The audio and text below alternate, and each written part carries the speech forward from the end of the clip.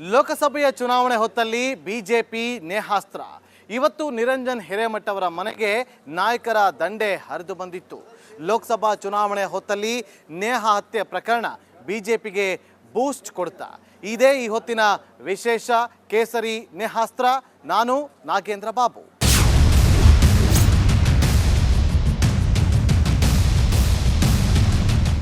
ಲೋಕಸಭಾ ಚುನಾವಣೆಯ ಹೊತ್ತಲ್ಲಿ ನೇಹಾ ಹತ್ಯೆ ಪ್ರಕರಣ ಹಲವು ರಾಜಕೀಯ ತಿರುವುಗಳನ್ನು ಪಡೆದುಕೊಂಡಿತ್ತು.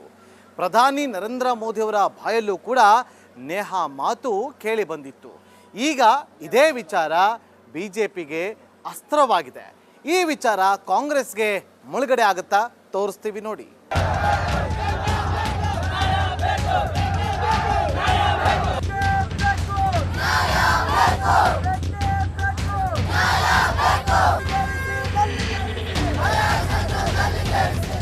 ನೇಹಾ ಹತ್ಯೆ ಕೇಸ್ ಕೊಂದಿದ್ದ ಪಾಪಿ ಜೈಲಿನಲ್ಲಿ ಕಂಬಿ ಎಣಿಸುತ್ತಿದ್ದಾನೆ.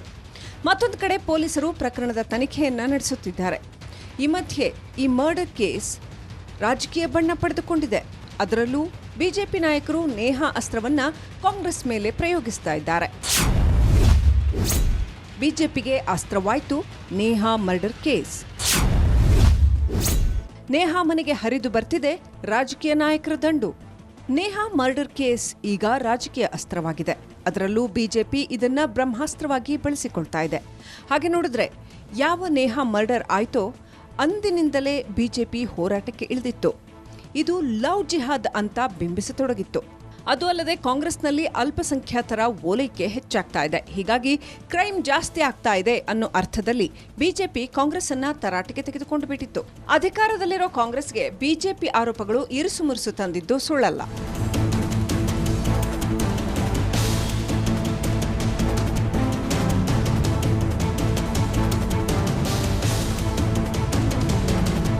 ನೇಹಾ ಹತ್ಯೆಯಾದ ಬೆನ್ನಲ್ಲೇ ಕಾಂಗ್ರೆಸ್ ಕೂಡ ಕೆಲವೊಂದು ಎಡವಟ್ಟು ಮಾಡಿಕೊಂಡಿತ್ತು.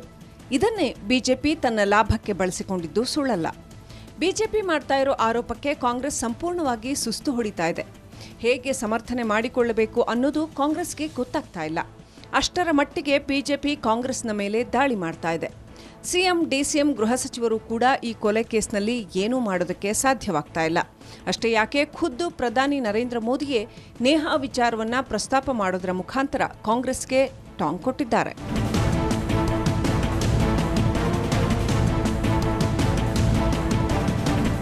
ಒಂದು ಕಡೆ ಬಿಜೆಪಿ ನಾಯಕರು ಸಾಲು ಸಾಲಾಗಿ ನಿರಂಜನ್ ಹಿರೇಮಠ ಮನೆಗೆ ಹೋಗ್ತಾ ಇದ್ದಾರೆ. ಕಾಂಗ್ರೆಸ್ ನಾಯಕರ ಮೇಲೆ ಆರೋಪ ಮಾಡ್ತಾ ಇದ್ದಾರೆ. ಅದು ಅಲ್ಲದೆ ನಿರಂಜನ್ ಕಾಂಗ್ರೆಸ್ನ ಮುಖಂಡರು ಹೌದು, ಕಾಂಗ್ರೆಸ್ ಕಾರ್ಪೊರೇಟರೂ ಆಗಿದ್ರು. ಕಾಂಗ್ರೆಸ್ ನಾಯಕರು ಬಾಯಿ ಬಿಡ್ತಾ ಇಲ್ಲ. ಅತ್ತ ಬಿಜೆಪಿ ನಾಯಕರ ಟೀಕೆ ನಿಲ್ತಾ ಇಲ್ಲ. ಹೀಗಾಗಿ ಕಾಂಗ್ರೆಸ್ ಈ ಕೇಸಲ್ಲಿ ಸುಸ್ತು ಹೊಡಿತಾ ಇದೆ. ಮತ್ತೊಂದು ಕಡೆ ಸ್ವತಃ ನಿರಂಜನ್ ನನ್ನ ಮಗಳಿಗೆ ನ್ಯಾಯ ಕೊಡಿಸಿ ಅಂತ ಬಿಜೆಪಿ ನಾಯಕರ ಬಳಿ ಅಂಗಲಾಚುತ್ತಿದ್ದಾರೆ. ಇದು ಕಾಂಗ್ರೆಸ್ ನಾಯಕರಿಗೆ ಹಾಗೆ ಸರ್ಕಾರಕ್ಕೆ ಮುಖಭಂಗ ಮಾಡಿದಂತೆ ಆಗ್ತಾ ಇದೆ.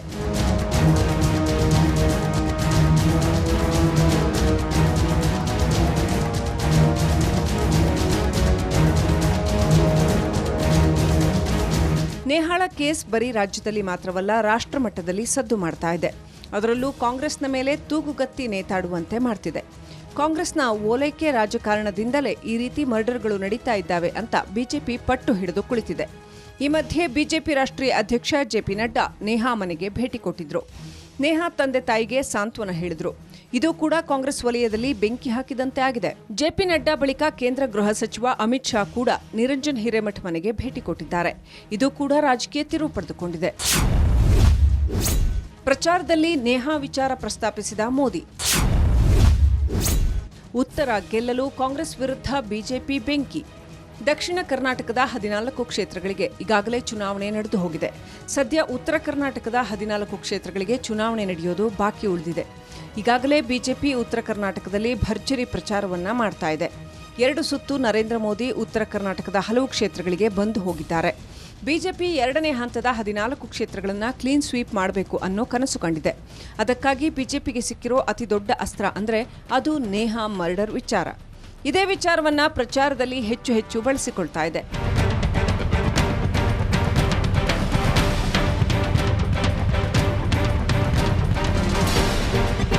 ಹಾಗೆ ನೋಡಿದ್ರೆ ನರೇಂದ್ರ ಮೋದಿ ಕಳೆದ ಭಾನುವಾರ ಕರ್ನಾಟಕಕ್ಕೆ ಬಂದಿದ್ರು. ಬೆಳಗಾವಿ, ಶಿರಸಿ, ದಾವಣಗೆರೆ, ಬಳ್ಳಾರಿಯಲ್ಲಿ ಮತಬೇಟೆ ಆಡಿದ್ರು. ಈ 4 ಸಮಾವೇಶದಲ್ಲಿ ಪ್ರಧಾನಿ ನರೇಂದ್ರ ಮೋದಿ ಪ್ರಮುಖವಾಗಿ ಪ್ರಸ್ತಾಪ ಮಾಡಿದ್ದು ನೇಹಾ ಹಿರೇಮಠ್ ವಿಚಾರ. ತಮ್ಮ ಪ್ರತಿ ಭಾಷಣದಲ್ಲೂ ಪ್ರಧಾನಿ ಮೋದಿ ಕಾಂಗ್ರೆಸ್ ಓಲೈಕೆ ರಾಜಕಾರಣದಿಂದ ಈ ಹತ್ಯೆ ಆಗಿದೆ ಅಂತ ಹೇಳಿದ್ರು. ಪ್ರಧಾನಿ ನರೇಂದ್ರ ಮೋದಿಯಿಂದ ಹಿಡಿದು ಅಭ್ಯರ್ಥಿಗಳವರೆಗೆ ಎಲ್ಲರೂ ಸಹ ಉತ್ತರ ಗೆಲ್ಲೋದಕ್ಕೆ ನೇಹಾ ಹತ್ಯೆ ವಿಚಾರವನ್ನ ಪ್ರಸ್ತಾಪ ಮಾಡ್ತಾ ಇದ್ದಾರೆ. ಹೀಗಾಗಿ ಬಿಜೆಪಿಗೆ ನೇಹಾ ಹತ್ಯೆ ವಿಚಾರ ಕಾಂಗ್ರೆಸ್ ವಿರುದ್ಧ ಸಿಕ್ಕಿರೋ ಬ್ರಹ್ಮಾಸ್ತ್ರವಾಗಿದೆ. बेलगावी में एक आदिवासी बहन के साथ जो कुछ हुआ, चिक्कोड़ी में जैन मुनि महाराज साहब के साथ जो हुआ, वो शर्मसार करने वाला है कि नहीं है? पीड़ा करने वाला है कि नहीं है? कर्नाटक की प्रतिष्ठा को धूल में मिलाने वाला है कि नहीं है? और देखिए उनकी हिम्मत, हुबली में हमारी एक बेटी के साथ जो कॉलेज कैंपस में हुआ, उसने तो पूरे देश में भूचाल ला दिया है. उस बेटी का परिवार एक्शन की मांग करता रहा, लेकिन कांग्रेस की सरकार तुष्टीकरण का दबाव उसी को प्राथमिकता देती है. उनके लिए नेहा जैसी बेटियों की जिंदगी की कीमत नहीं है, उनको तो अपने वोट बैंक की चिंता है. ಸಿದ್ದರಾಮಯ್ಯ ಸರ್ಕಾರವನ್ನ ಮಣಿಸಲು ರಣತಂತ್ರ. ಲೋಕಸಮರದಲ್ಲಿ ಬಿಜೆಪಿಯಿಂದ ನೇಹಾ ಹತ್ಯಾಸ್ತ್ರ. ನೇಹಾ ಹತ್ಯೆ ಆದ ಬೆನ್ನಲ್ಲೇ ಬಿಜೆಪಿ ದೊಡ್ಡ ಮಟ್ಟದಲ್ಲಿ ಪ್ರತಿಭಟನೆ ನಡೆಸಿತ್ತು. ರಾಜ್ಯಾದ್ಯಂತ ವಿದ್ಯಾರ್ಥಿ ಸಂಘಟನೆಗಳ ಜೊತೆಯಲ್ಲಿ ಬಿಜೆಪಿ ಬೀದಿ ಬೀದಿಯಲ್ಲಿ ಪ್ರತಿಭಟನೆ ಮಾಡಿತ್ತು. ಕಾಂಗ್ರೆಸ್ ನಾಯಕರು ಒಂದರ್ಥದಲ್ಲಿ ಏನೂ ಹೇಳದ ಸ್ಥಿತಿಗೆ ತಲುಪಿದ್ರು. ಅದರಲ್ಲೂ ಸಿಎಂ ಸಿದ್ದರಾಮಯ್ಯ ವೈಯಕ್ತಿಕ ವಿಚಾರಕ್ಕೆ ಕೊಲೆ ಆಗಿದೆ ಅಂದುಬಿಟ್ಟಿದ್ರು. ಹಾಗೆ ಪರಮೇಶ್ವರ್ ಕೂಡ ಇದು ಲವ್ ಕೇಸ್ ಅಂತ ಹೇಳಿಬಿಟ್ಟಿದ್ರು. ಇದು ಬಿಜೆಪಿಗೆ ಮತ್ತೊಂದು ಅಸ್ತ್ರ ಸಿಕ್ಕಂತೆ ಆಗಿತ್ತು. ಇದೇ ವಿಚಾರವನ್ನು ಮುಂದಿಟ್ಟುಕೊಂಡು ಕೇಸರಿಪಾಳ್ಯ ಕಾಂಗ್ರೆಸ್ ವಿರುದ್ಧ ಮುಗಿಬಿದ್ದಿತ್ತು. ಸಿದ್ದು ಸರ್ಕಾರವನ್ನು ಮಣಿಸಲು ಇದೇ ರಣತಂತ್ರವನ್ನ ಬಿಜೆಪಿ ಮಾಡ್ತಾ ಇದೆ.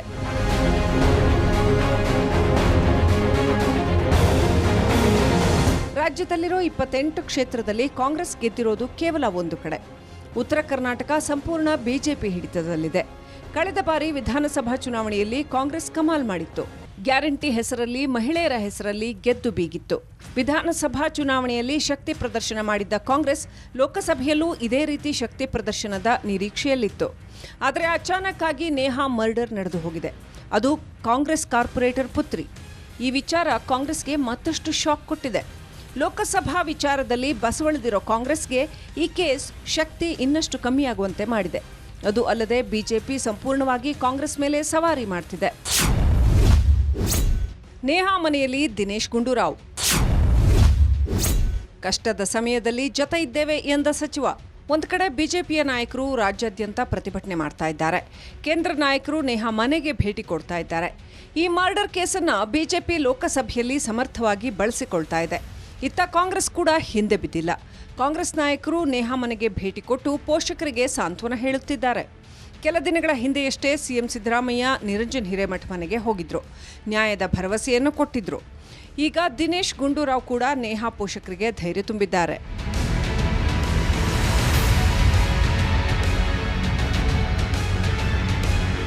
ಮೊದಮೊದಲು ಕಾಂಗ್ರೆಸ್ ನಾಯಕರು ನೇಹಾ ಕೇಸ್ನಲ್ಲಿ ಮುಜುಗರ ಅನುಭವಿಸಿದ್ದು ಸುಳ್ಳಲ್ಲ. ಕಾಲಕ್ರಮೇಣ ನಿರಂಜನ್ ಹಿರೇಮಠ್ ಮನೆಗೆ ಕಾಂಗ್ರೆಸ್ ನಾಯಕರ ದಂಡೆ ಹರಿದು ಹೋಗೋದಕ್ಕೆ ಶುರುವಾಯಿತು. ಬಿಜೆಪಿ ನಾಯಕರು ಬಂದು ಹೋದ ಮೇಲೆ ಈಗ ಕಾಂಗ್ರೆಸ್ ನಾಯಕರು ಒಬ್ಬೊಬ್ಬರಾಗಿ ಹುಬ್ಬಳ್ಳಿಗೆ ದಾಂಗುಡಿ ಇಡ್ತಾ ಇದ್ದಾರೆ. ಅದರಂತೆ ಸಚಿವ ದಿನೇಶ್ ಗುಂಡೂರಾವ್ ನಾವು ನಿಮ್ಮ ಜೊತೆಯಲ್ಲಿದ್ದೇವೆ ಅಂತ ನೇಹಾ ಪೋಷಕರಿಗೆ ಸಾಂತ್ವನ ಹೇಳಿದ್ದಾರೆ. ಅನೇಕ ವಿಷಯಗಳು ಚರ್ಚೆ ಮಾಡೋದು, ಮುಖ್ಯವಾಗಿ ಈ ಒಂದು ಕಷ್ಟದ ಸಮಯದಲ್ಲಿ ನಾವೆಲ್ಲ ಅವ್ರ ಜೊತೆಲಿ ಇದ್ದೀವಿ, ಒಂದು ಸಾಂತ್ವನವನ್ನು ಹೇಳೋದಕ್ಕೆ ಬಂದೆ. ನನ್ನ ಮೊದಲು ಕೂಡ ಪರಿಚಯ ಇದೆ. ನಾನು ಇಲ್ಲಿ ಜಿಲ್ಲಾ ಉಸ್ತುವಾರಿ ಸಚಿವನಾಗೂ ಕೂಡ ಕೆಲಸ ಮಾಡಿದ್ದೆ. ಮತ್ತು ಇಲ್ಲೆಲ್ಲ ಚುನಾವಣೆ ಪ್ರಚಾರಗಳೆಲ್ಲ ಬಂದಾಗೆಲ್ಲ ಜೊತೆಲೆಲ್ಲ ಪ್ರಚಾರಕ್ಕೂ ಕೂಡ ಎಲ್ಲ ಒಟ್ಟಿಗೆ ಮಾಡಿದ್ದು. ಆದ್ದರಿಂದ ಈ ಒಂದು ಘಟನೆ ಇದು ಒಂದು ರೀತಿ ಯಾರಿಗೆ ಒಂದು ನಂಬೋದಕ್ಕೂ ಕೂಡ ಸಾಧ್ಯ ಇಲ್ಲ. ಈ ಥರ ಎಲ್ಲ ಜನ ಮಾಡೋದಕ್ಕೆ ಯೋಚನೆ ಮಾಡ್ತಾರಲ್ಲ ಅಂತ ಇದೊಂದು ವಿಕೃತವಾದಂಥ ಘಟನೆ. ಅದರಿಂದ ಕುಟುಂಬಕ್ಕೆ ಆ ಹೆಣ್ಮಗುವಿನ ತಾಯಿ ತಂದೆಗೆ ಸಾಂತ್ವನ ಹೇಳಿದ್ದೇನೆ ಮತ್ತು ಹಲವಾರು ವಿಷಯಗಳನ್ನು ನಾವೆಲ್ಲ ಚರ್ಚೆ ಮಾಡಿದ್ದೀವಿ. ತನಿಖೆ ಆಗುವಂಥ ವಿಷಯದ ಬಗ್ಗೆ ಯಾವ ರೀತಿಯಾಗಿ ಆಗಬೇಕು ಮತ್ತು ಯಾರು ಇದಕ್ಕೆ ಬೇರೆ ಏನಾದರೂ ಕಾರಣಗಳಿದೆಯಾ ಅದೆಲ್ಲ ಕೂಡ ಸ್ಪಷ್ಟವಾಗಿ CID ಅವರು ಮಾಡಬೇಕಾಗ್ತದೆ, ಮಾಡ್ತಾರೆ ಅಂತ ವಿಶ್ವಾಸ ಇದೆ. ನಾನು ಕೂಡ ಅವರು ಹಲವಾರು ವಿಚಾರಗಳು ಚರ್ಚೆ ಮಾಡಿದ್ದೀವಿ. ನಾನು ಮುಖ್ಯಮಂತ್ರಿಯವರ ಗಮನಕ್ಕೂ ಕೂಡ ನಾನು ತೊಗೊಂಬರ್ತೀನಿ. ನೇಹಾ ಮನೆಗೆ ಮಾಜಿ CM ವೀರಪ್ಪ ಮೊಯ್ಲಿ. ಮೊಯ್ಲಿ ಮುಂದೆ ನೇಹಾ ತಂದೆ ಅಸಮಾಧಾನ. ಬರೀ ಸಾಂತ್ವನ ಹೇಳಿದರೆ ಸಾಕಾಗೋದಿಲ್ಲ. ಇದು ನ್ಯಾಯವಾದಂಥ ಸರಿಯಾದಂಥ ಇದು ಯಾವ ಥರ ಷಡ್ಯಂತ್ರ ಆಗಿದೆ, ಯಾವ ಥರ ಇದು ಆಗಿದೆ ಅಂತೇಳಿ ಅದಕ್ಕೆ ಭಾಳ ಕೂಲಂಕುಷವಾದಂಥ ಅಧ್ಯಯನ ಬೇಕು. ಇನ್ವೆಸ್ಟಿಗೇಷನ್ ಕೂಡ ಸರಿ ಆಗಬೇಕು ಮತ್ತು ಅದರಲ್ಲಿ ಏನು ಬ್ಯಾಕ್ಗ್ರೌಂಡ್ ಇದೆ ಅದೆಲ್ಲ ಹೊರಬರಬೇಕು. ಆ ಕೆಲಸ ನಾನು ಕೂಡ ಸಂಬಂಧಪಟ್ಟವರಿಗೆ ಕೆಳಗಿಂದ ಕೊನೆಯವರೆಗೂ ನಾನು ಮಾತಾಡ್ತೇನೆ. ನನಗೆ ಎಲ್ಲ ವಿಷಯ ಹೇಳಿದರು ಅವರು. ನಾವು ಅವ್ರ ಜೊತೆಯಲ್ಲಿ 100ಕ್ಕೆ 100 ಪಾಲು ಅವ್ರ ಜೊತೆಯಲ್ಲಿದ್ದು ಏನು ಅನ್ಯಾಯ ಆಗಿದೆ ಅದು ಆ ಮಗುವನ್ನು ಅಂತೂ ಪುನಃ ತರಿಸಲಿಕ್ಕೆ ಆಗೋದಿಲ್ಲ. ಆದರೆ ಆ ಮಗುವಿನ ಆತ್ಮಕ್ಕಾದರೂ ಶಾಂತಿ ತರಲಿಕ್ಕಾದರೆ ನ್ಯಾಯವಾದ ತನಿಖೆ ಆಗಬೇಕು ಮತ್ತು ತಪ್ಪಿತಸ್ಥರಿಗೆ ಶಿಕ್ಷೆ ಅದು ಆಗುವಂಥದ್ದು ಮಾತ್ರ ಅಲ್ಲ ಮತ್ತು ಇನ್ನು ಮುಂದೆ ಇಂಥ ಪ್ರಸಂಗಗಳು ನಡಿಬಾರ್ದು. ಅಲ್ಲಿ ನೀವು ಕೂಡ ಭಿನ್ನವಾದ ಕಾರ್ಯಕ್ರಮ ತಗೊಳ್ಳಿ. ನೀವು ಕೂಡ ರಾಜ್ಯದಲ್ಲಿ ಮುಖ್ಯಮಂತ್ರಿ ಆಗಿದ್ದಂಥವರು, ಈಗ ಈ ಒಂದು ಘಟನೆಯ ವಿಚಾರವಾಗಿ ನೀವು ಸರ್ಕಾರಕ್ಕೆ ಒಬ್ಬ ಕಾಂಗ್ರೆಸ್ನ ಹಿರಿಯ ಮುಖಂಡರಾಗಿ ಏನು ಸಲಹೆ ಕೊಡೋದು ಬಯಸ್ತೀರಿ? ನಾನು ಅದಕ್ಕೆ ಮಾನ್ಯ ಸಿದ್ದರಾಮಯ್ಯ ಹತ್ರ ಮಾತಾಡ್ತೇನೆ. ಅದಕ್ಕೆ ಇದಕ್ಕೆ ಸಂಬಂಧಪಟ್ಟಂತೆ ಎಲ್ಲರ ಹತ್ರ ಮಾತಾಡಿ ಇದು ಸರಿಯಾದಂಥ ಒಂದು ಸರಿಯಾದ ದಾರಿಯಲ್ಲಿ ತನಿಖೆ ನಡೀಬೇಕು. ತನಿಖೆ ನಡೆದು ಅದು ಅದರ ಪೂರ್ವಾಪರ ವಿಚಾರಗಳೆಲ್ಲ ಹೊರಗೆ ಬರಬೇಕು. ತನ್ಮೂಲಕ ಇಂಥ ಘಟನೆಗಳು ಇನ್ನು ಮುಂದೆ ಆಗಬಾರ್ದು. ಆ ರೀತಿಯಲ್ಲಿ ತನಿಖೆ ಮಾಡಿ ಶಿಕ್ಷೆ ಆಗಿದೆ. ಮತ್ತೊಬ್ಬ ಕಾಂಗ್ರೆಸ್ ಹಿರಿಯ ನಾಯಕ ವೀರಪ್ಪ ಮೊಯ್ಲಿ ಕೂಡ ಭೇಟಿ ನೀಡಿದ್ದಾರೆ. ಈ ವೇಳೆ ನಿರಂಜನ್ ಹಿರೇಮಠ್ ಮೊಯ್ಲಿ ಬಳಿ ತಮ್ಮ ಅಸಮಾಧಾನ ತೋಡಿಕೊಂಡಿದ್ದಾರೆ.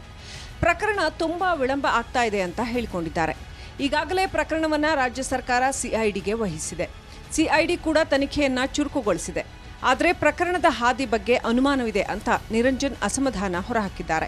ಎಲ್ಲೋ ನನಗೆ ಈಗ ಅವರು ಡಿಲೇ ಮಾಡೋದು ನೋಡಿದರೆ ನನಗೆ ಈಗೂ ಕೂಡ ಸಂಶಯ ಇದೆ. ರಾಜ್ಯ ಸರ್ಕಾರಕ್ಕೆ ವರದಿ ಕೊಡಲಿ, ಅವ್ರು ಏನು ವರದಿ ಕೊಡ್ತಾರೆ ಅದ್ರ ನಂತರ ನಾವು ಪ್ರೆಸ್ ಮೀಟ್ ಕರೆದು ಸಂಪೂರ್ಣವಾದ ವಿಫಲತೆ ಏನೈತಿ, ಅದು ತನಿಖೆ ನಿಷ್ಪಕ್ಷವಾಗಿ ಆಗೈತೋ ಇಲ್ಲೋ ಅನ್ನೋದು ನಾನು ಬಹಿರಂಗವಾಗಿ ಪ್ರೆಸ್ ಮೀಟ್ ಮಾಡಿ ಹೇಳ್ತೇನೆ ಅಂತ ನಾನು ಇಚ್ಛಪಡ್ತೇನೆ. ಅವ್ರಿಗೆ ಏನು ಬೇಕು ಮಾಹಿತಿ ನಾನು ಕೊಡ್ತಾ ಇದ್ದೀನಿ ಮತ್ತು ನಮ್ಮ ಮನೆಯವರು ಕೂಡ ಕೊಡ್ತಾ ಇದ್ದಾರೆ. ಅವ್ರಿಗೆ ಯಾವ ರೀತಿ ಬೇಕೋ ಅವು ಆ್ಯಂಗಲ್ದಾಗ ಕೇಳಿ ಅಂತ ಹೇಳಿದ್ದೀವಿ, ಕೊಡ್ತಾ ಇದ್ದೀವಿ.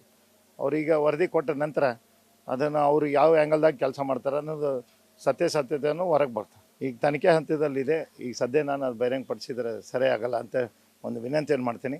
ಅವರು ನನ್ನ ಕಡೆ ತನಿಖೆ ಮಾಡಿಕೊಂಡು ಅಲ್ಲಿ ಕೂಡ ತನಿಖೆ ಮಾಡಿಕೊಂಡು ವರದಿ ಸಲ್ಲಿಸಿದ ನಂತರ ಅದರ ಬಗ್ಗೆ ನಾನು ಸಂಪೂರ್ಣ ಹೇಳೋಕ್ಕೆ ಇಚ್ಛಪಡ್ತೀನಿ.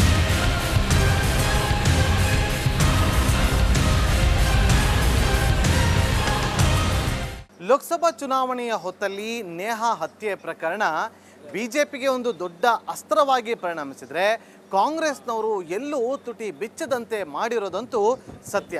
ಇದಾಗಿತ್ತು ಇವತ್ತಿನ ವಿಶೇಷ. ನೋಡ್ತಾ ಇರಿ ರಿಪಬ್ಲಿಕ್ ಕನ್ನಡ, ಇದು ನಿಮ್ಮ ಧ್ವನಿ.